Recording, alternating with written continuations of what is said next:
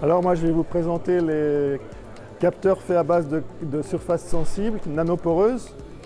Donc ce sont des films nanoporeux dans lesquels qu'on vient fonctionnaliser pour réaliser des capteurs. Et puis plus particulièrement, je vais vous présenter là un capteur qui est sensible à l'oxygène.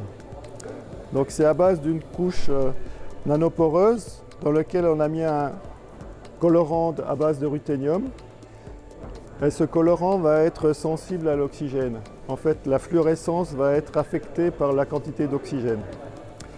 Donc si on vient envoyer la lumière bleue à 470 nanomètres sur la couche sensible, ce colorant va nous envoyer une fluorescence qui va dépendre de la quantité d'oxygène.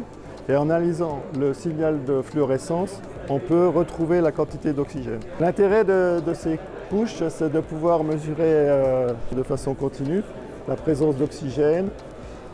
On peut aussi utiliser ce genre de couche pour faire des capteurs dans les pansements, pour mesurer des paramètres dans la plaie, comme le pH ou sur la peau. Et ce qui est intéressant aussi, ce serait le gaz carbonique ou des enzymes qui sont présents dans les plaies.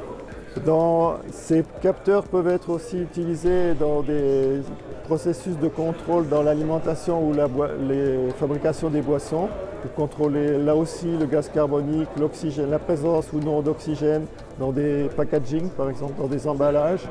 Un peu sur le même principe, c'est d'utiliser ces couches capteurs comme peinture sensible à la pression, ce qui peut être utile pour mesurer, par exemple sur des maquettes d'avions.